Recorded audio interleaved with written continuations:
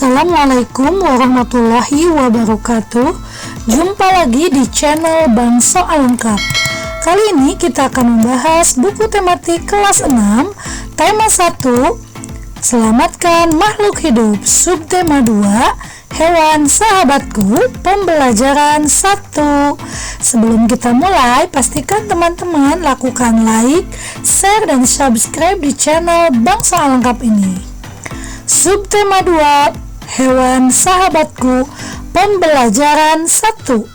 Apakah kamu penyayang hewan?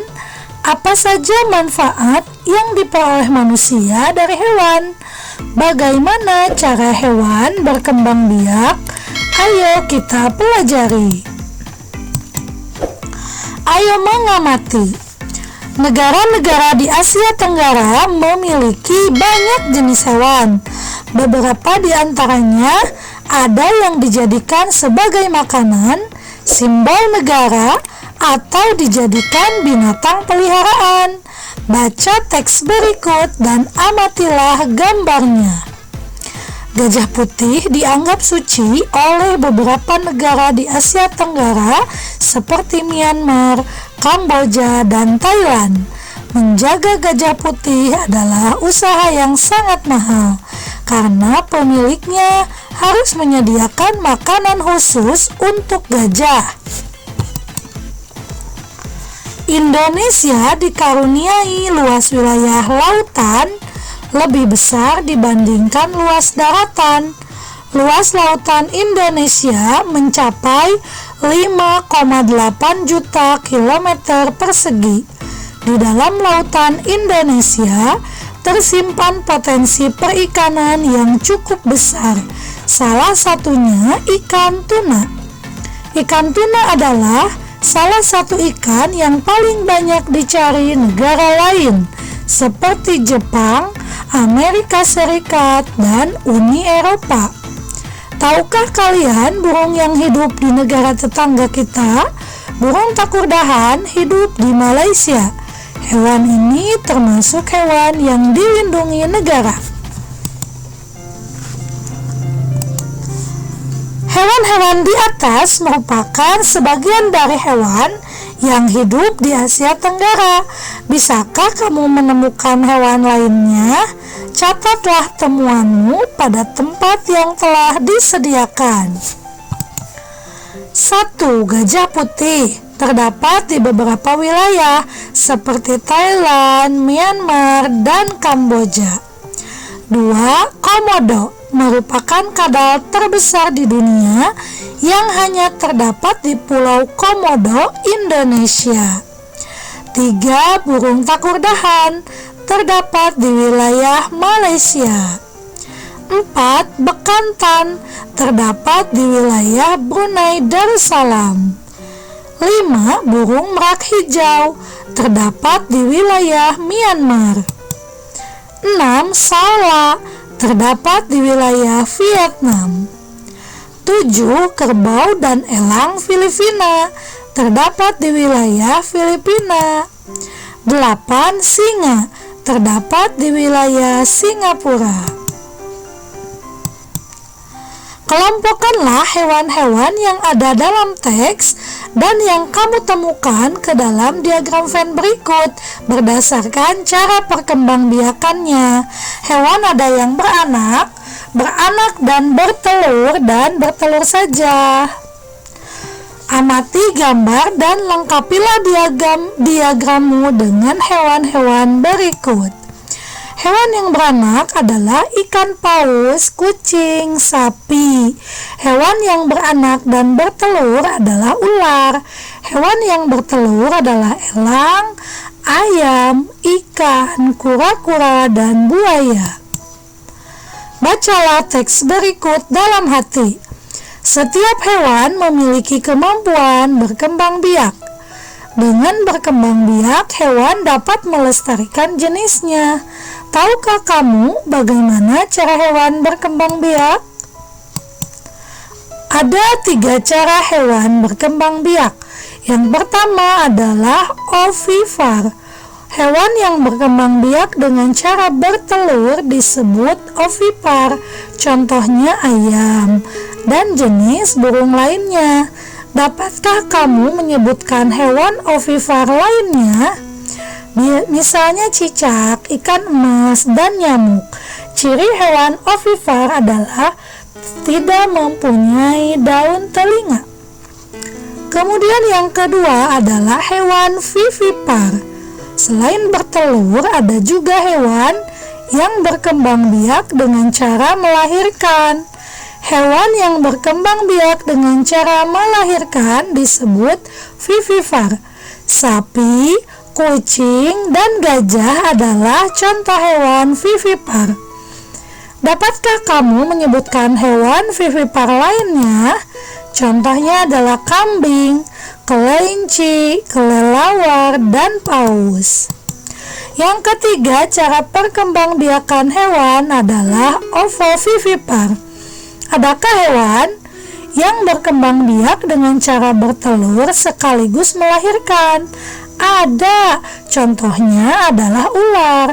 Beberapa jenis ular tidak selamanya melahirkan anaknya.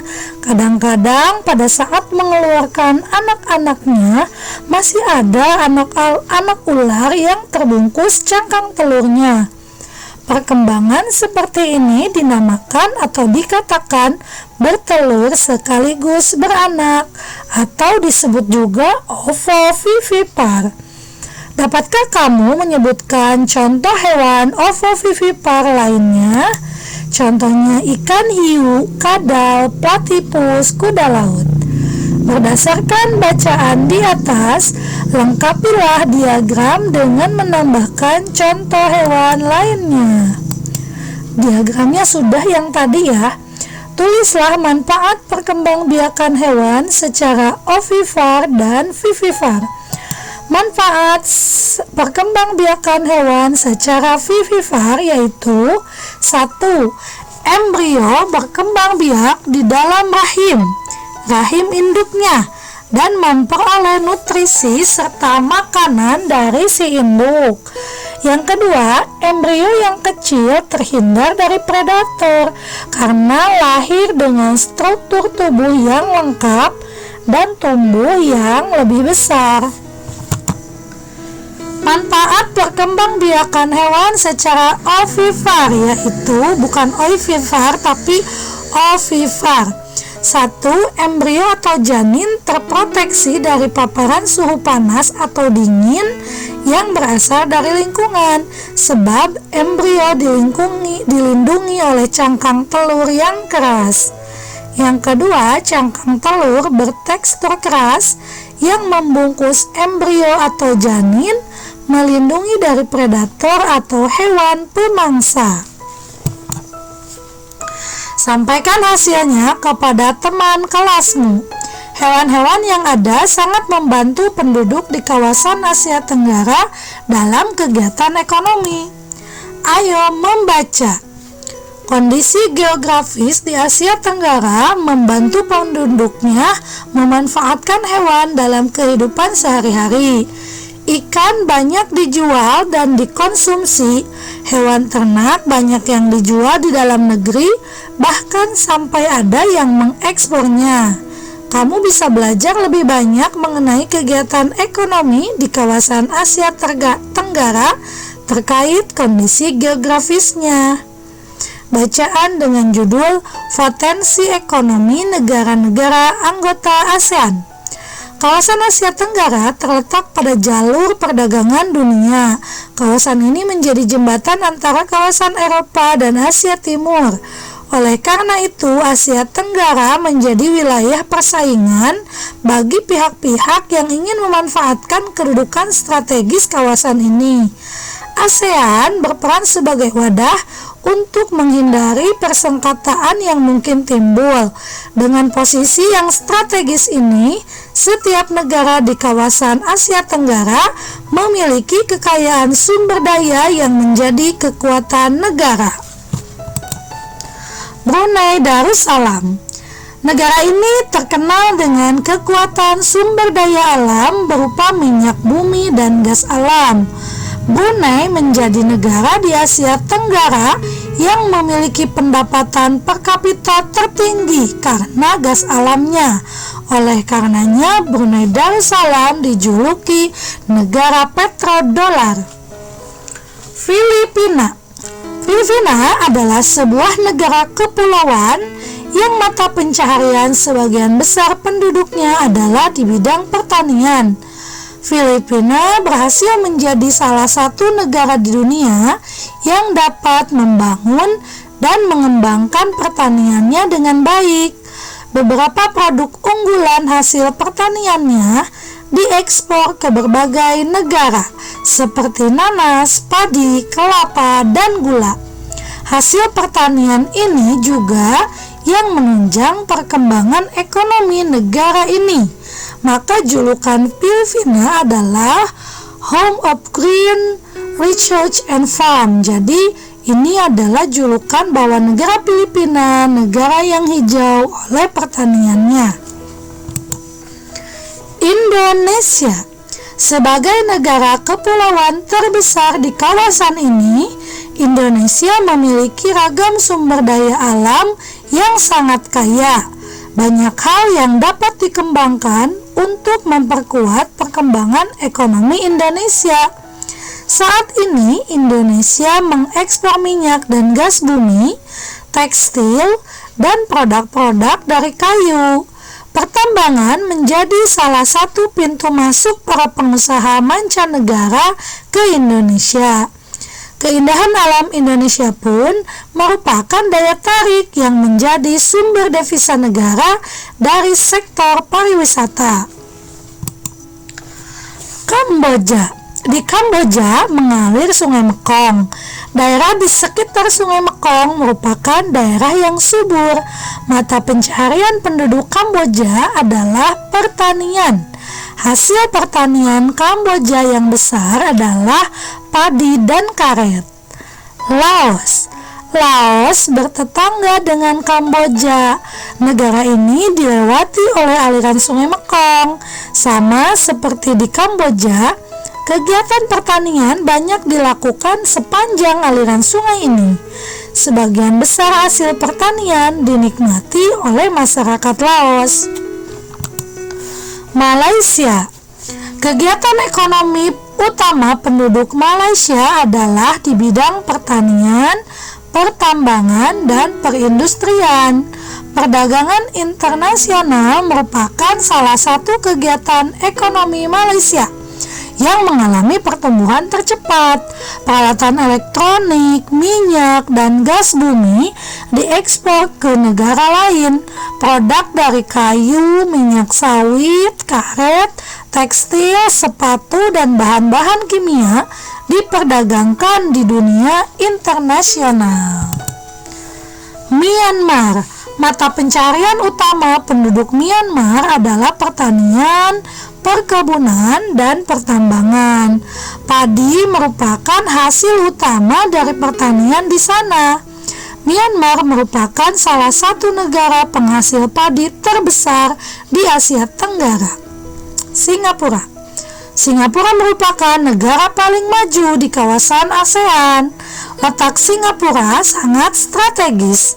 Saat ini Singapura menjadi negara transit teramai di Asia. Thailand sering disebut sebagai lumbung padi di Asia Tenggara. Padi memang merupakan hasil pertanian terbesar dari negara ini. Selain itu, perkebunan, kehutanan, pertambangan, dan industri juga merupakan kegiatan ekonomi penduduk Thailand. Saat ini, penghasilan utama Thailand adalah sektor pariwisata. Keunikan bangunan budaya di Thailand menjadi daya tarik tersendiri bagi para wisatawan mancanegara. Vietnam. Setelah pulih dari Perang Vietnam, negara ini mulai berkembang di berbagai sektor perekonomiannya. Pariwisata dan turisme mendukung perkembangan ekonomi. Bidang pendukung lainnya seperti usaha jasa di bidang perhotelan, restoran, serta transportasi juga turut berkembang pesat. Lingkungan yang sehat menjadikan badan sehat dan kuat. Jangan rusak badanmu dengan narkoba ya.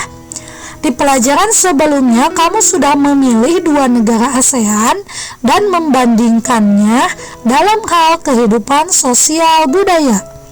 Untuk melengkapi informasimu tentang kedua negara tersebut, bandingkanlah negara-negara tersebut dari kehidupan ekonominya. Tulislah hasilnya dalam bentuk diagram Venn berikut. Boleh juga negaranya berbeda ya. Sampaikan hasilnya pada teman sebelahmu dan gurumu. Ini contohnya, negara yang diteliti adalah Brunei Darussalam dan Thailand. Brunei Darussalam, hasil sektor pertaniannya berupa kelapa dan kelapa sawit.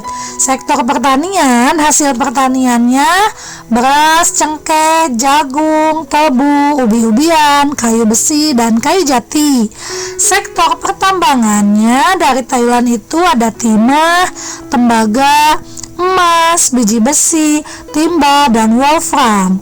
Nah, Thailand dan Darussalam sama-sama sektor pertaniannya menghasilkan karet, sedangkan sektor pertambangannya sama-sama menghasilkan minyak bumi dan gas alam. Ekonomi masing-masing negara ASEAN diharapkan dapat bergerak lebih cepat. Hal ini dimungkinkan melalui berbagai kerjasama yang positif antar negara dalam wadah organisasi ASEAN. Ayo menulis. Kamu sudah belajar bagaimana membuat kesimpulan dari teks laporan yang dibaca. Hari ini kamu akan belajar bagaimana membuat kesimpulan dari teks yang kamu dengar. Kamu akan mendengarkan gurumu membaca teks laporan dan mencatat fakta-faktanya. Simaklah dengan seksama teks yang dibacakan oleh guru. Gunakan diagram berikut untuk mencatat ide pokok yang kamu temukan. Simak baik-baik bacaannya. Bebek. Bebek adalah unggas yang hidup di darat tetapi menyukai perairan.